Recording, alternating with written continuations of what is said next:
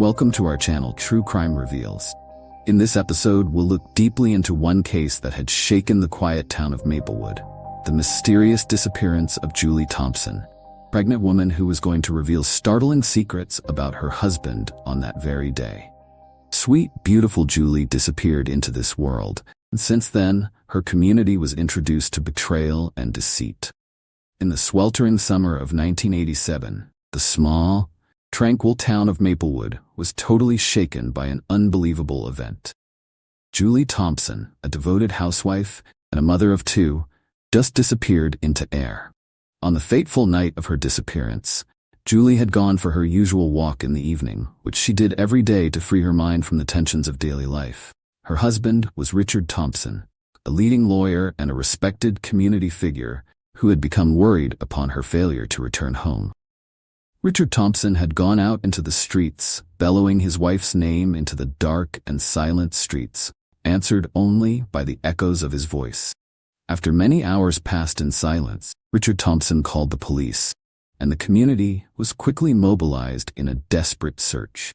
It wasn't long before rumors started up over the following days, and, in the absence of many clues, those stories suggested a dark secret. A secret diary of Julie's was found in a hidden compartment of her desk. It provided details of an illicit affair between her and Mike. Mike was a local carpenter who had come to town only a couple of months previously. Middle-aged, taciturn, and with an unclear history, Mike became the center of police interest. He was begged, questioned, but he refused and claimed innocence in Julie's disappearance. At the same time, Richard's anxious and evasive behavior prompted suspicion by the police. Simultaneously, he noticed the glances of suspicion by the community and the common hammer of doubt that started to close above his head. Her disappearance was only beginning to peek through the mystery. Among the suspicions and fragmentary clues lay this clear fact: someone knew more than he was telling, and soon, hidden secrets would re-emerge to change life in Maplewood forever. And then an unexpected clue appeared. With no success in the Julie Thompson search, the town of Maplewood was in upheaval and speculation. The diary found in Julie's desk revealed an enigma that no one had expected. On each page, there were pieces of the plot about some secret liaison, an affair between Julie and Mike Donovan, the mysterious carpenter, who seemed to be a mystery unto himself. The confrontation with the diary was the element of surprise to Richard Thompson. He first tried to cover his desperation, creating the face of a concerned and shattered husband. By himself, he was sinking in an ocean of fury and bewilderment, with his brain revolving around the consequences of the illicit relationship. Police, now with a new line of inquiry, started investigating Julie's and Mike's relationship. Mike, who had never spoken before, now came under fresh pressure. He remembered his alibi. He was in a local pub the night his girlfriend vanished, and a number of people remember him. A description of Mike as a nervous wreck, with his eyes darting about uneasily, however, gave investigators pause over whether his story was to be believed. Richard, meanwhile, bent on proving himself to be innocent and the evidential suggestions wrong, opened an investigation into Mike. Richard was obsessed and nervous about his behavior, with swift searching for something to nail the carpenter against the wall. He was not only looking for evidence, but was also trying to understand what was really at stake. Things were getting tense as Julie's diary was now in the police's hands. The pages of her diary detailed the affair along with secret meetings and references to some dark secret that Julie vaguely refers to. But what could this secret be, and how did it relate to Julie's disappearance? With every new piece of the puzzle that arrived, plot only thickened. Julie's suspicions of Mike's past and his engagement with her were more or less a labyrinth filled with suspiciousness and untruths. In between all this, there was yet another character coming to the foreground. Yet another new witness claiming to have seen something very important on the night of the disappearance. This new revelation from the witness in question might turn the wheels of the investigation in all possible directions and bring out new answers in this mysterious case. As the paths of information crossed under mounting tension, Maplewood was about to discover that this disappearance of Julie was just a beginning, much like a taster, to something way more complicated and horrifying. As the investigation in Julie Thompson's disappearance continued, what unraveled was a whole new level of intrigue. The enigmatic carpenter, Mike Donovan, seemed to have a fairly tight alibi, first sighting at least. He claimed that he spent the night of Julie's disappearance at a local bar called the Carpenter's Refuge, a place where a lot of the townspeople spent their off hours. Witnesses in the bar attested to his presence, some saying Mike was chatting animatedly with patrons. Others said he was watching a ball game on the TV. Case against Mike was convincing. At that second, one did feel that perhaps Mike could be eliminated from suspicion. But somehow, Mike's behavior and the way he fielded the questions still didn't gel with his version of events. With his sharp instincts and growing sense of injustice, Richard Thompson was out to prove Mike had lied. He employed a private investigator to delve deep into Mike's past and find a scrap of evidence that might point to Julie's disappearance. The search reeled in a series of minor infractions and disputes, but nothing directly related to the case. In the meantime, the police proceeded to pay more attention to Richard, as his lapses of irrational and compulsive behavior began doing nothing but escalating when he became overly inquisitive about people's neighbors and the patrons at various watering holes about Mike's alibi. What appeared to be a reasonable bunting of an inquiry was now a mad dash to try to force a square peg into a round hole. These tensions only heightened as Richard personally involved himself in the matter. He was talking to Julie's acquaintances, trying to get to the bottom of it with Mike.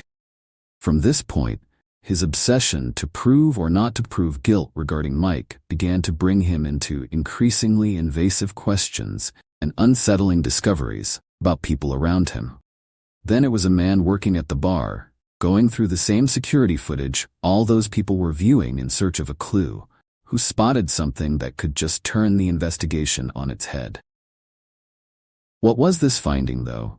And how did it fit in the complex net of lies and suspicions around Julie's disappearance?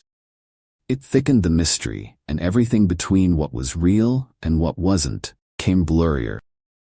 When Mike's alibi started to crack, and Richard dove deeper into the case, Maplewood was ripe for something to happen in the end.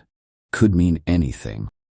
As the whirlwind of mysteries and suspicions about the disappearance of Julie Thompson continued, a new disturbing layer was in the process of being peeled back.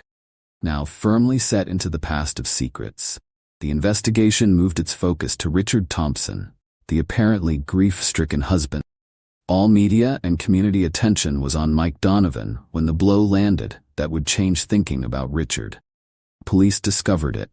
In an attempt to make sense of some personal context, investigators found old records, talked about a list of events that could hardly be dismissed as mere trifles. Richard, behind his charismatic face as a competent and dignified lawyer, had a list of conflicts and problems in his relationship with Julie. It had not been much less than the major crisis the couple had faced years earlier, when Richard had an affair with a work colleague. That single act of turned out to be ultimate betrayal had exploded into a succession of volatile confrontations and heated arguments between Richard and Julie, as described in the police call logs and witness express statement. Temporarily, the affair had ended with a temporary, literally separation agreement, but it appeared the resentment had never gone away. There were also reports that in the midst of his frustrations, Richard had made chilling threats toward Julie. Offhand comments, which might have been seen as innocent at the time, suddenly were not so innocent. Police found evidence that included messages and records of Richard's vows to do whatever it took to avoid a divorce. Suddenly, their safety and reputations are at risk.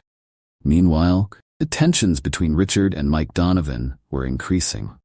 Being increasingly cornered, Richard began to act in a desperate and paranoid way. He wanted to draw attention away from himself during the investigation and make it a scenario where he was a victim. He had been under so much pressure, and things began to spill over.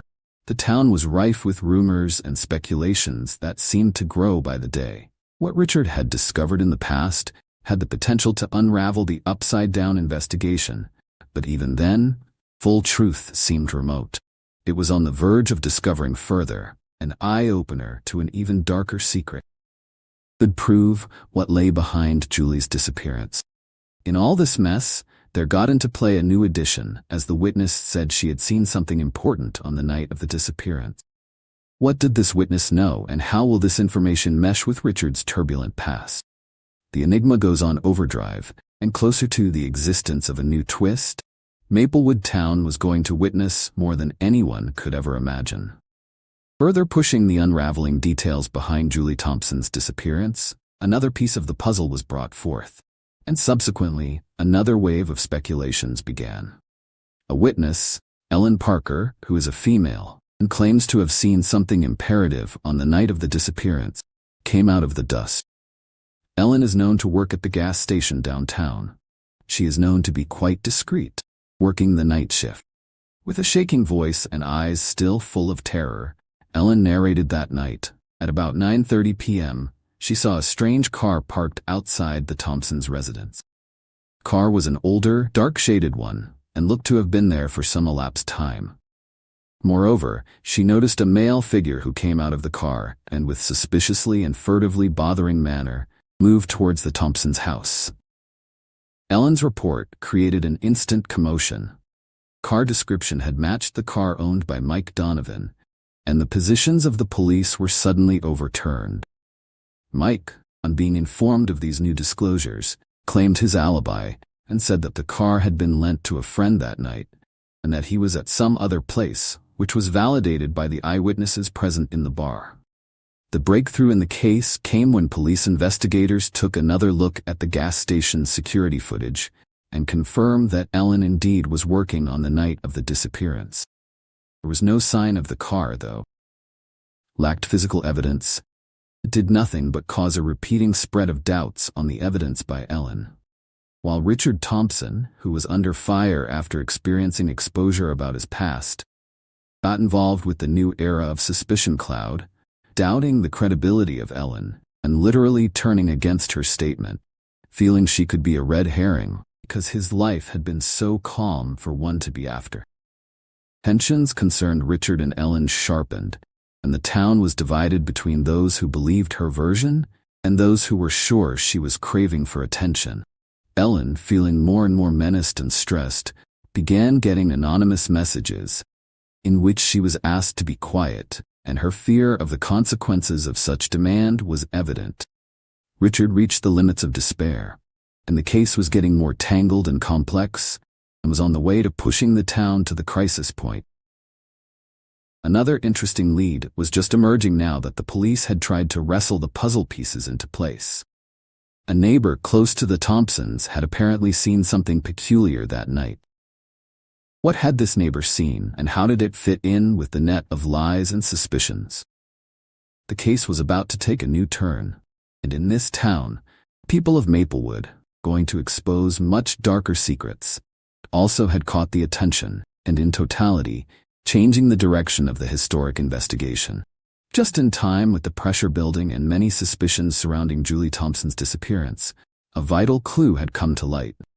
It appeared, at this point, there was a light at the end of the tunnel for the case. In reinvestigating fully, the police discovered something that seemed to have eluded their vision until now.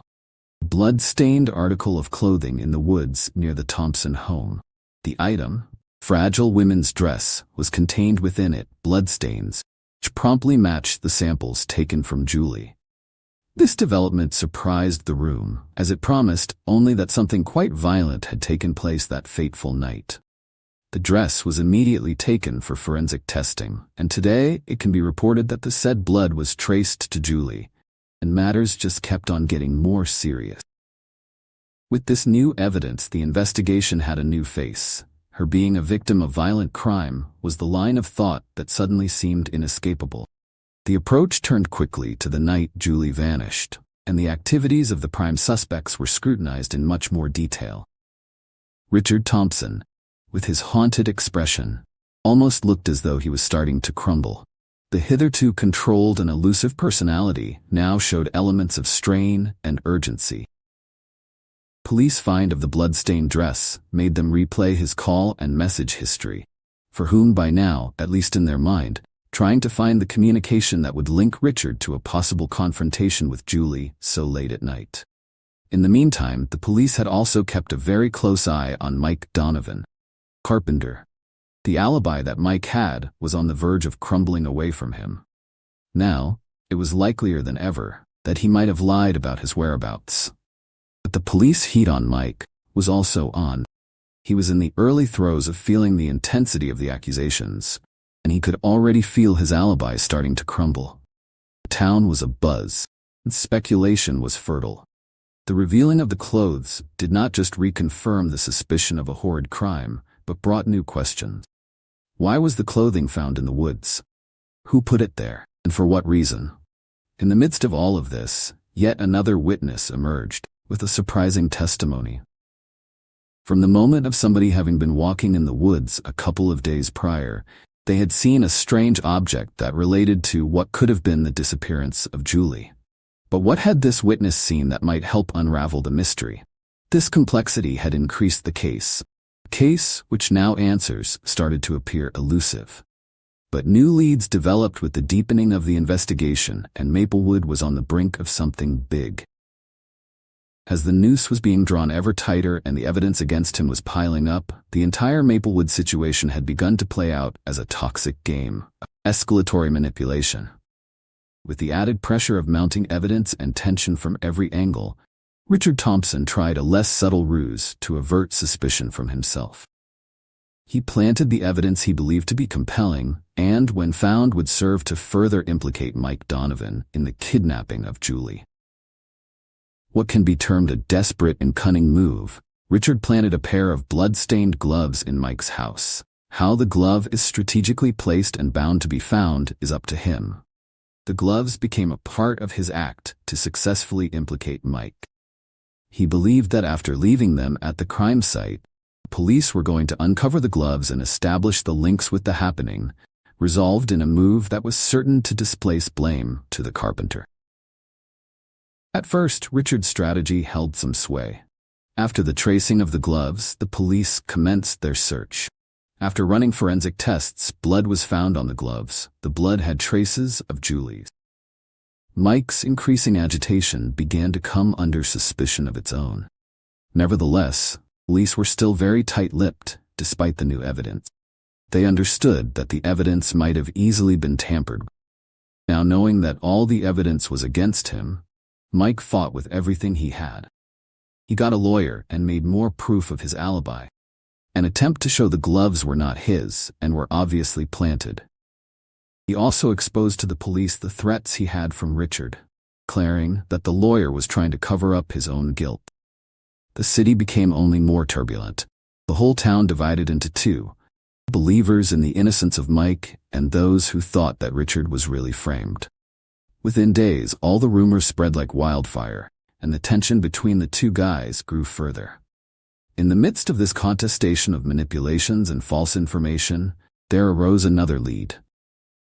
The police came up with some text message records that are said to have been in correspondence between Richard and an unidentified source, which appear to be a secret liaison.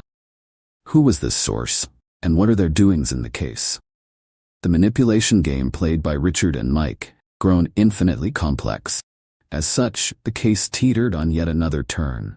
The discovery in Maplewood itself was in the middle of another discovery, one that would bring to light many, many more things than just the truth about Julie's disappearance.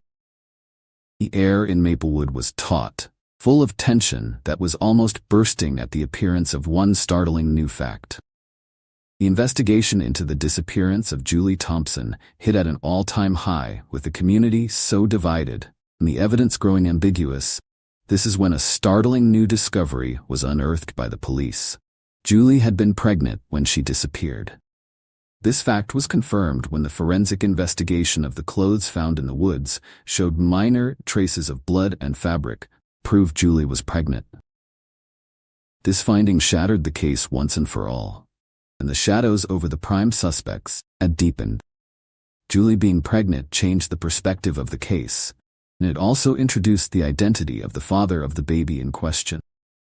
Mike Donovan, a carpenter and prime suspect since day one, found himself deeply fixed into the case when he told police just before Tianjin V that he had more or less broken off, but the new evidence indicated that he could be the father of the baby.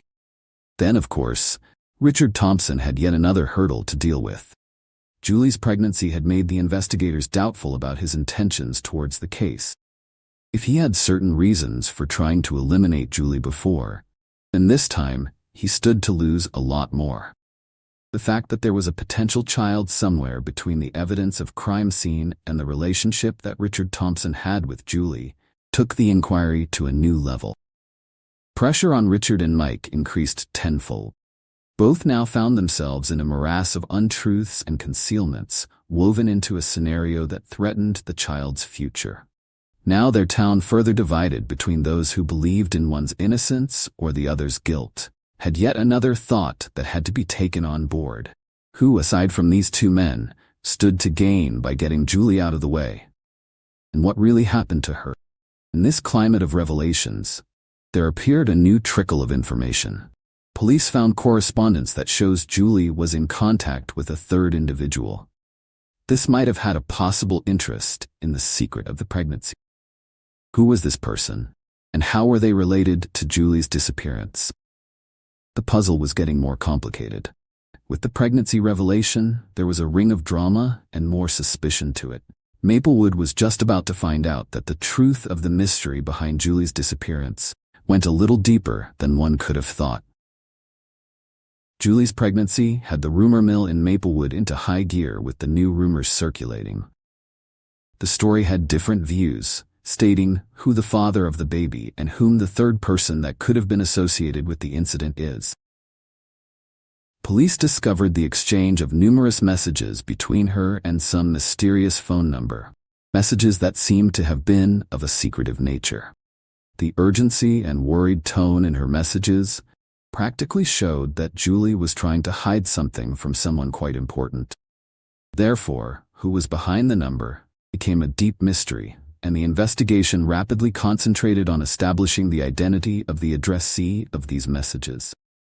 To Richard and Mike, already so sunk in the morass of deceit and deceitfulness, the necessity had now been added to free themselves not only from the other, but also from this third incalculable force. Richard, because he was the one with the bad history and nerves. The man desperate enough to pulselessly make the same effort 20 times over and hurry more quickly into the traps.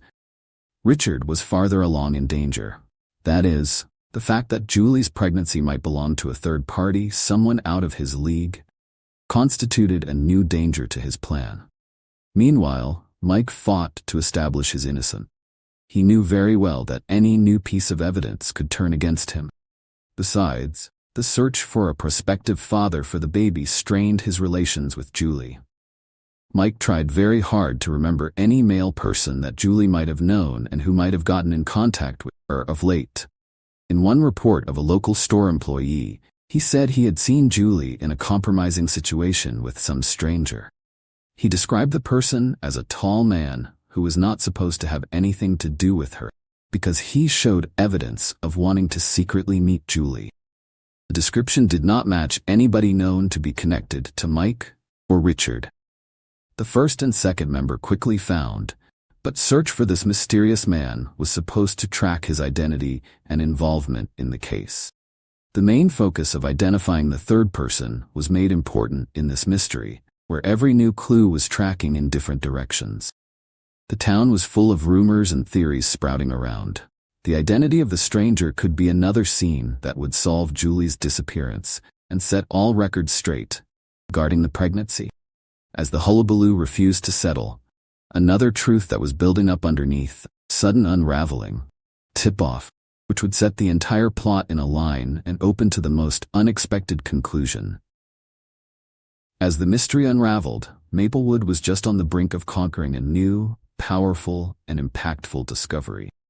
Just as the investigation over Julie Thompson's disappearance hit its climax, another new twist rolled out its sleeves, promising to change everything in the case.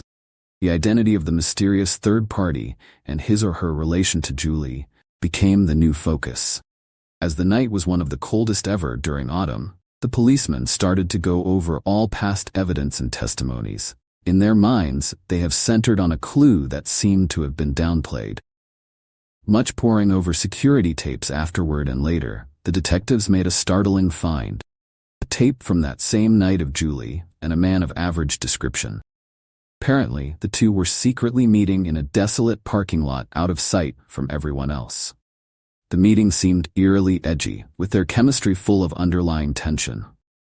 The man in the video had unique features, a scar on his face, and styled in a manner that all signals a personality in charge. On being identified by the police, they came to know him as a recently released ex-convict with a history of violent crimes and local trafficking network. Julie did not have any known relationship with him, although his presence signaled so much. The inquiry promptly delved into the background of the ex-convict. It later emerged that the prisoner was associated with a certain intermediary, said to be someone deeply entrenched within the structure of the city, who had apparently acted as a go-between for the ex-con and Julie, and who was reputed for his shadow, manipulations, and prowess in controlling human beings. Meanwhile, both Richard and Mike were still on the verge of being exonerated.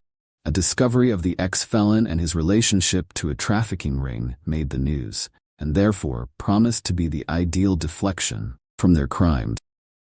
Still, the authorities were starting to connect dots. The text messages and physical evidence found indicated that Julie's was an attempt to break free from a set of circumstances that was not only of a life-and-death nature, but also that comprised of forces that were not easily explained by mere spousal discontentment.